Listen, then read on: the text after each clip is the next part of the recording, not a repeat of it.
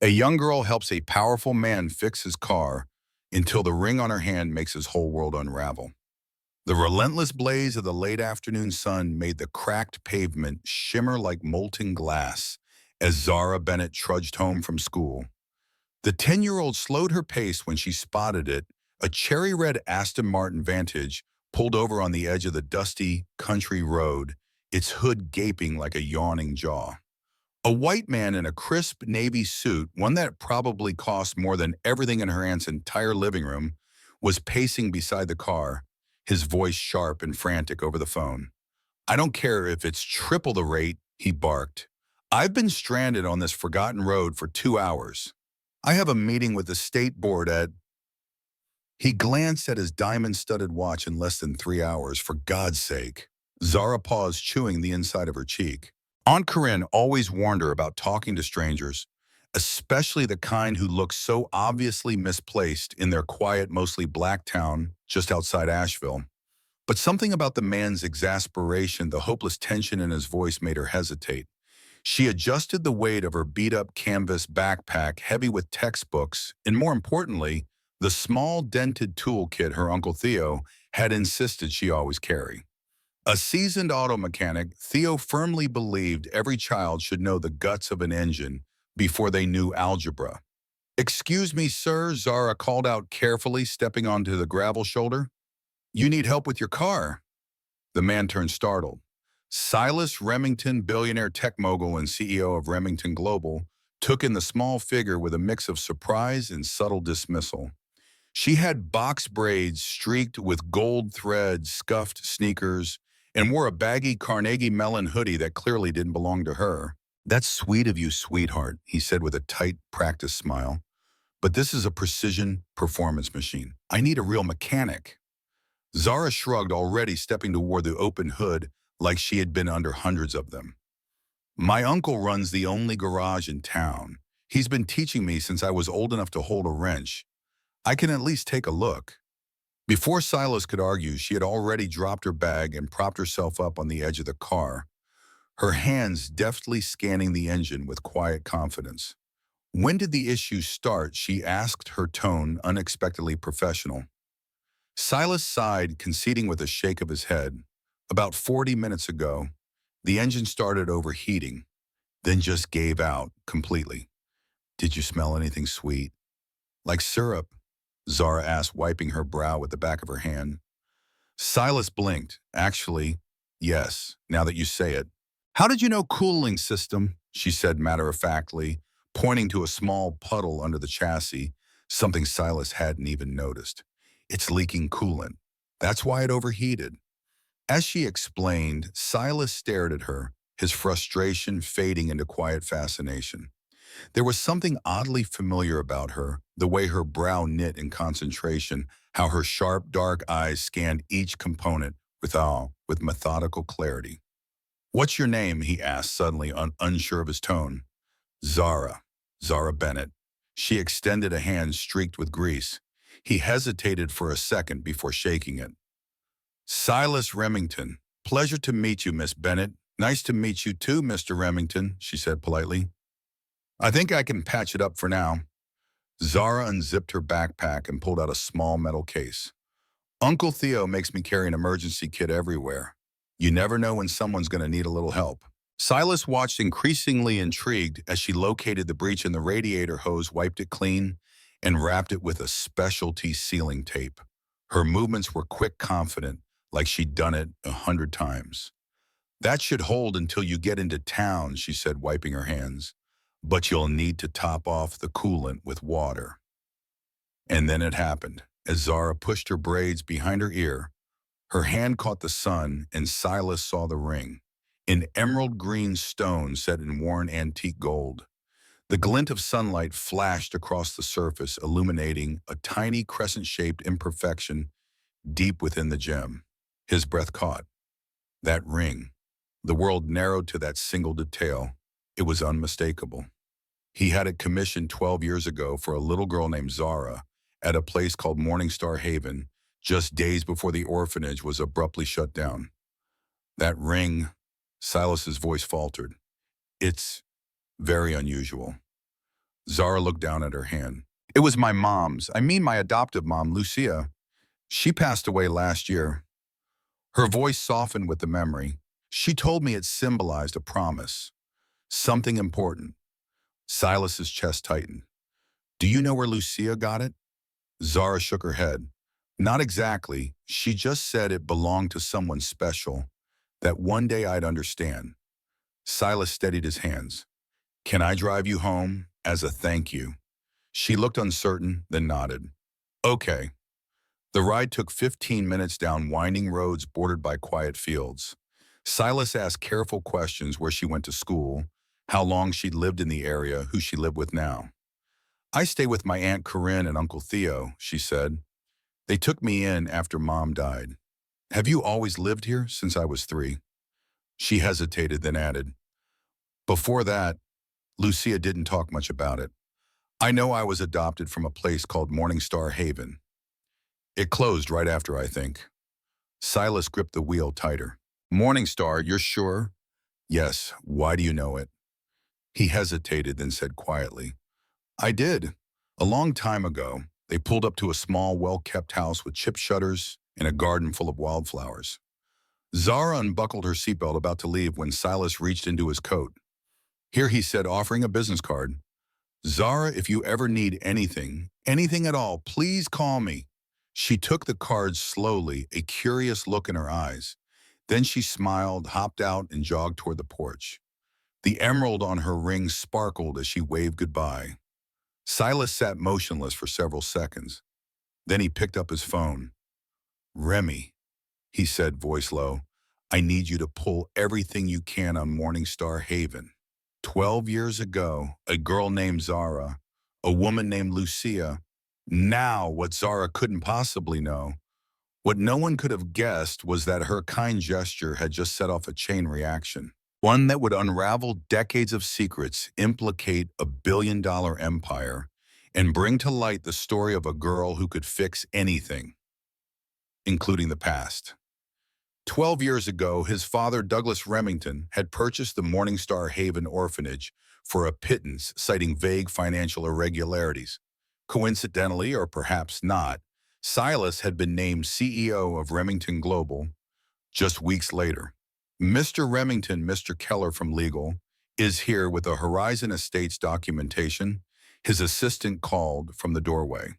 The Horizon Estates, a gleaming luxury development currently under construction on the exact plot where Morningstar once stood. Silas swept a folder full of internal reports under his desk just as Keller stepped in. These are the acquisition files for Morningstar, Keller said, placing the folder on the desk. I'm not sure why you wanted them. That matter was buried years ago.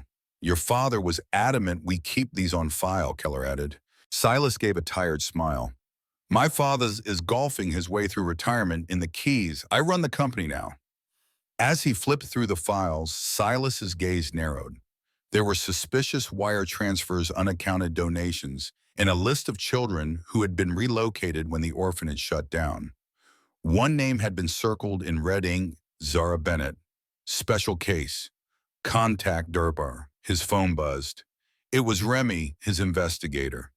I found Lucia Bennett, Remy said. Auto accident last year. Brake line severed. Unresolved case. Suspicious circumstances. And the adoption record's gone. No legal record of Zara ever being at Morningstar. Technically, she doesn't exist. Silas's voice dropped. Then find everything you can about her guardians. Quietly. Meanwhile, behind a modest house nestled among old pecan trees, Zara was elbow-deep in an old Crossley radio. The tiny workshop was her sanctuary, tools lined up in perfect rows, the air thick with motor oil and dust. You fixed that relic yet? Uncle Theo stepped in, wiping his hands on a rag. Zara lifted the boxy radio with pride. Sure did. Just needed to realign a few wires. The capacitor was loose. Theo ruffled her braids affectionately. You've got a real gift, girl. You hear me? Machines just speak to you. She hesitated. Uncle, do you think Mom would be proud of me? Theo's smile softened. Lucia. She was proud every time you so much as picked up a screwdriver. Zara spun the emerald ring on her finger. I met someone yesterday. Rich guy. His car broke down and I helped him fix it. He recognized this ring. Theo's hand froze mid-wipe. What man, Silas Remington Zara said, fishing a business card from her pocket. He gave me this. But when he saw the ring, he got weird.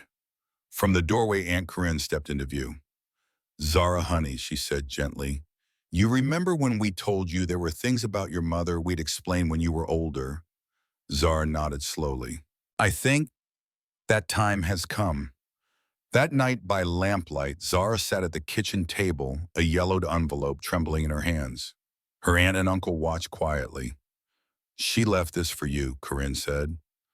Lucia made us promise if anyone from the Remington family ever showed up, this was yours to read. With trembling fingers, Zara opened the letter. My dearest Zara, if you're reading this, it means someone has found you. There are things you must understand about who you are and why we ran. Across town in his apartment, overlooking the skyline, Silas paced as Remy's voice crackled over speakerphone. Sir, there's someone else investigating. Morningstar, the investigator said. A reporter named Julian Hart. What does he know? A lot. And he's got a theory your father didn't just borrow that orphanage for land value. He was interested in specific children, specific how children with unusual abilities. The next day, a black SUV idled across from Oak Ridge Middle School. Two men in matching charcoal suits watched as Zara exited with her backpack slung over one shoulder. That her, one asked, nodding toward the girl. Yes, that's the one with the emerald ring. Mr. Remington Sr. wants to see her. Immediately. What they didn't see was the old Toyota pickup parked discreetly on the next block. Inside, Uncle Theo gripped his phone and made a call to a number Lucia had told him to use only in the gravest emergency. Julian Hart, this is Theo Bennett. It's about Morningstar and the girl with the ring. I've found your proof.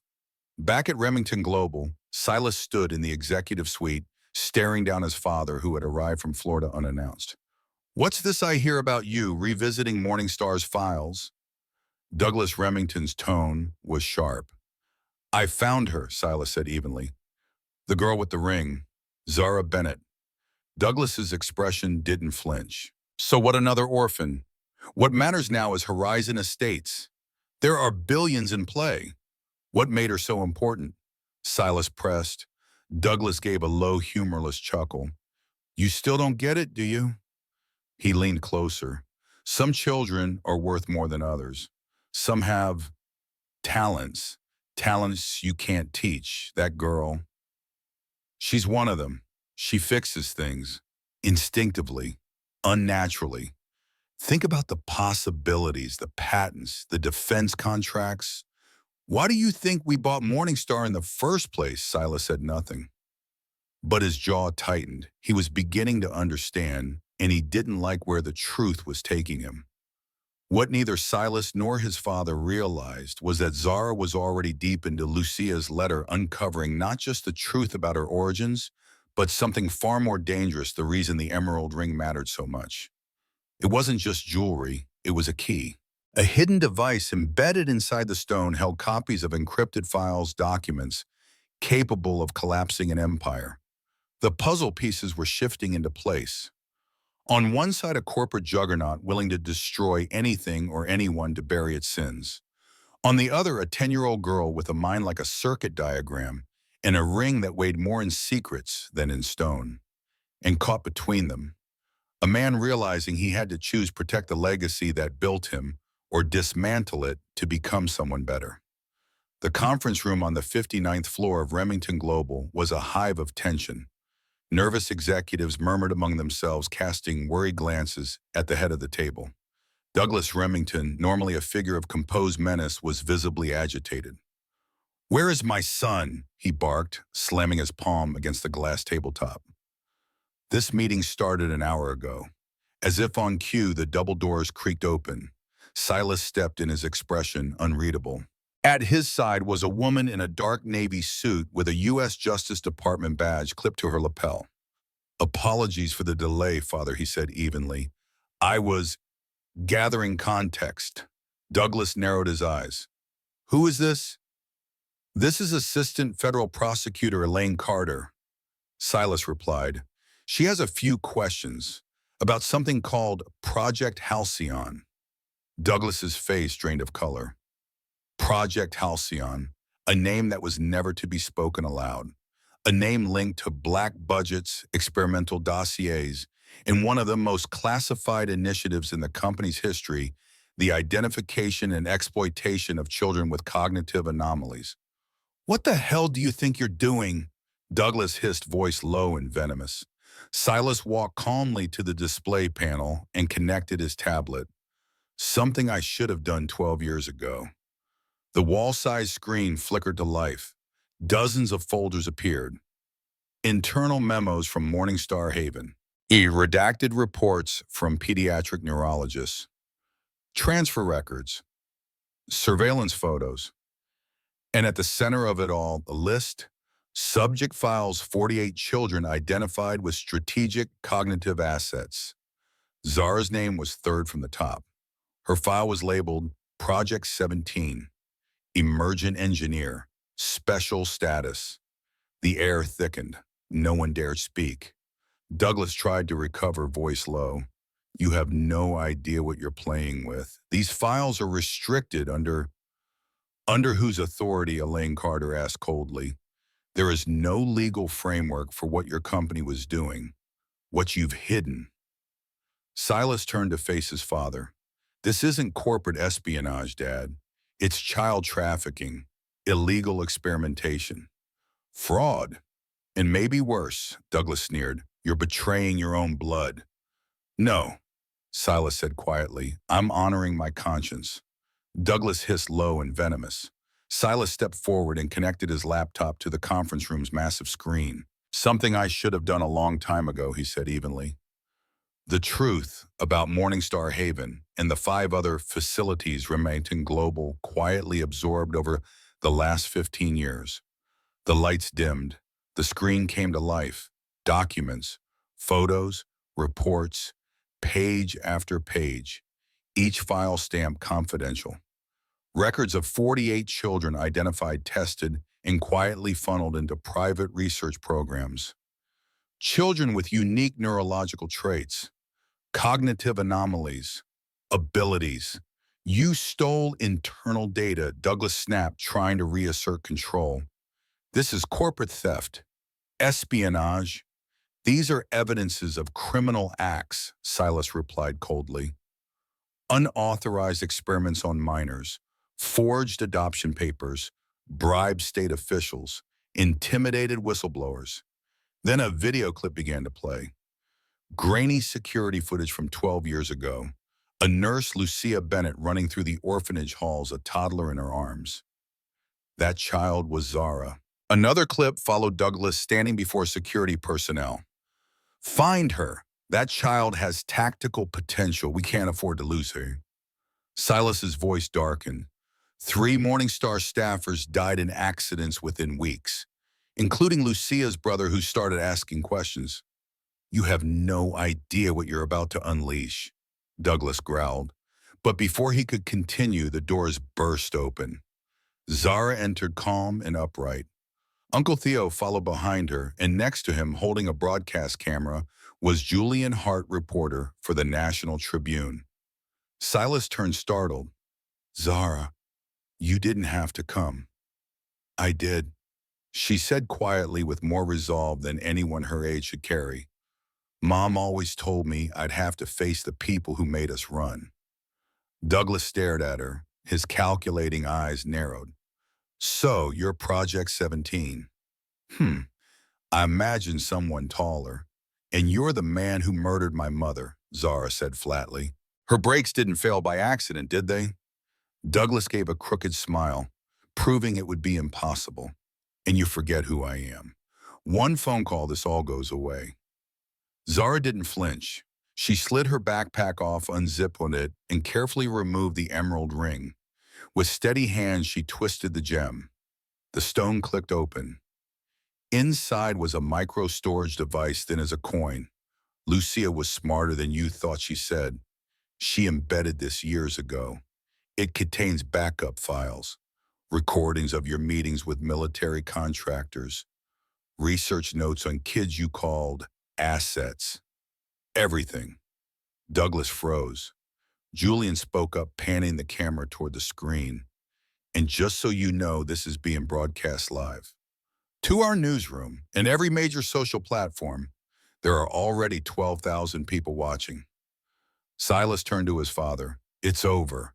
The prosecutor offered me full cooperation in exchange for immunity.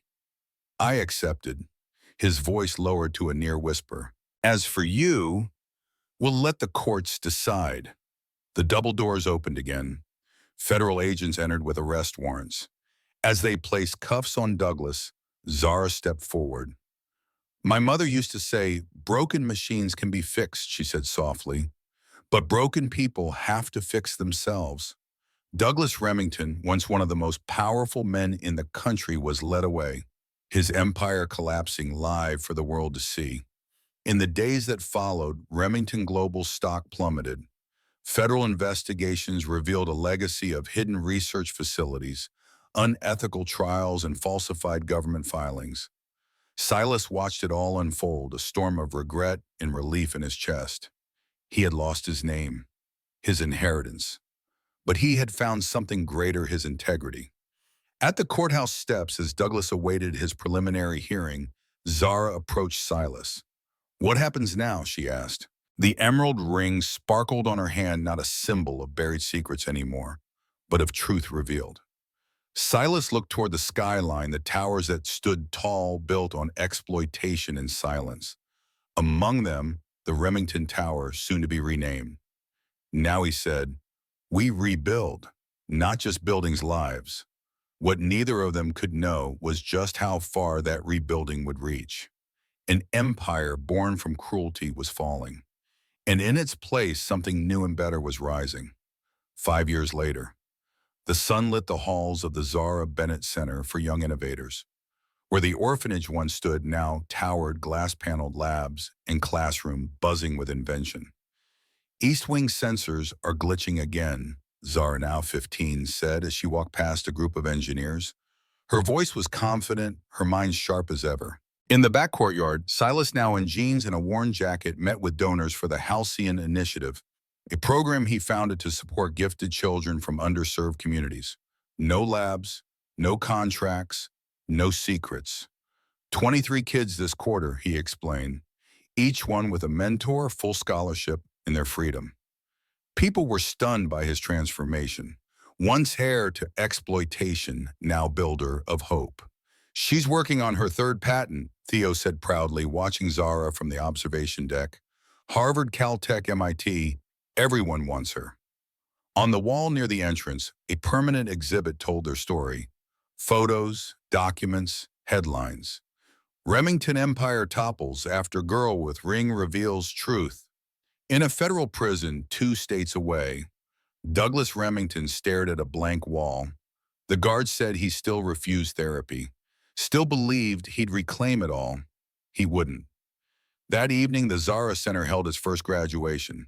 12 students, once dismissed by society, now engineers, coders, architects. Zara took the stage.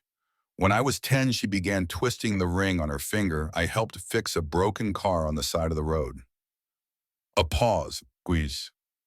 That act unraveled a machine of exploitation, but it also started something better. In the front row, Silas wiped his eyes. The girl who once broke his world had rebuilt his soul. My mother used to say, broken systems can't be patched, Zara said. They have to be redesigned. That's what we're doing here. The next morning, Zara received a letter from Camille Remington Douglas's daughter, now a federal prosecutor who'd renounced the family name. We've located 5 more orphanages connected to the original program. Thanks to you, we have rescued 37 children. Some are like you. When you're ready, they'd love to meet you. As Zara read it aloud to Silas, Theo, and Aunt Corinne, a quiet peace filled the room. What had started as a small act of kindness on a deserted road had become a revolution. A system that once silenced the gifted was now being rebuilt by them. You know what's funny? Silas murmured. My father always said he was building a legacy. Zara looked out the window where children laughed and ran across solar-lit courtyards. He did, she said, just not the one he imagined. At sunset, a new sign was unveiled at the gates of the Zara Center. Every mind deserves a future. Every child deserves freedom. It was more than a motto. It was a promise etched in glass and truth to never repeat the past. On a clear spring morning, sunlight poured into the wide glass corridors of the Zara Bennett Center for Inventive Minds. Built on the same land where Morningstar Haven Orphanage once stood, the sprawling complex now housed labs, tech workshops, and collaborative studios buzzing with life. The East Wing sensors are still out of sync, Zara, now 15, said as she walked briskly beside a team of junior engineers. Her eyes scanned the schematic readouts with the same instinctual precision she'd once used to diagnose a radiator leak on the side of a dusty road. At the back courtyard, Silas Remington stood in casual attire, jeans, rolled-up sleeves, and a weathered satchel, addressing a group of investors. The former heir to a corrupt dynasty had long since donated his fortune and founded the Halcyon Initiative, now a full-fledged program dedicated to identifying brilliant young minds from underserved communities. We've discovered 23 gifted children this quarter, Silas explained. Every one of them gets full scholarships, mentors, freedom to grow. No contracts, no agendas, no secrets. His transformation had stunned many, especially those who once stood beside him at Remington Global. The man who had once helped manage an empire built on manipulation was now committed to reparation, not profit. She's filing her third patent, said Theo, who now directed the center's engineering division. Harvard, MIT, Stanford, they're all lining up. Along the main hall, an exhibit chronicled the story that had brought them all here. Photos of Morningstar, newspaper headlines about the scandal, a plaque that read, Remington Empire collapses after girl with ring exposes hidden network. Meanwhile, in a medium-security federal prison, Douglas Remington stared blankly at the walls of his cell. Once a titan who controlled billions, he now lived among rusting steel and peeling paint. His assets seized, his influence gone. Won't speak to anyone, refuses rehab programs, a guard noted. Still thinks he'll rebuild it all one day. But the swagger was gone, replaced by delusion and silence. That evening, the Zara Center hosted its first major graduation ceremony. 12 students, once written off by the system, now stood proudly with college scholarships or job offers in hand. Zara, too young to graduate but already serving as a mentor, stepped onto the stage to deliver a speech. When I was 10, I fixed a stranger's car on a back road. She began, fingers lightly brushing the emerald ring on her hand. It wasn't just about the engine. That small act of kindness uncovered something broken, something far bigger than any machine. In the back row, Silas watched with glassy eyes. My mom, Lucia, used to say machines can be repaired, but broken systems have to be redesigned from the ground up. Zara continued, that's what we're doing here. Not just fixing what was damaged, but building something that never should have been broken to begin with. The next day, Zara received an envelope with crisp handwriting. The sender, Camille Remington, Douglas's estranged daughter, now a federal prosecutor. We found 5 more facilities like Morningstar, the letter read. Thanks to your courage and the evidence you uncovered, we've been able to rescue 37 children. Some have talents like yours. They'd love to meet you when you're ACD. As Zara read it aloud to Silas, Theo, and Aunt Corinne, there was a hush in the room. A soft, profound silence of something coming full circle. What had begun with a girl and a toolkit on a forgotten road had become a revolution, quiet but unstoppable. Funny, isn't it, Silas said. My father always said he was building a legacy. Zara looked through the tall windows, watching the younger children tinker in the solar garden. He did, she said, just not the one he expected. That evening, as the last rays of sunlight lit the center's entrance, a new sign was unveiled. Every mind deserves a future. Every child deserves freedom. It wasn't just a motto, it was a promise. One carved from pain reclaimed by truth and built to never let history repeat itself.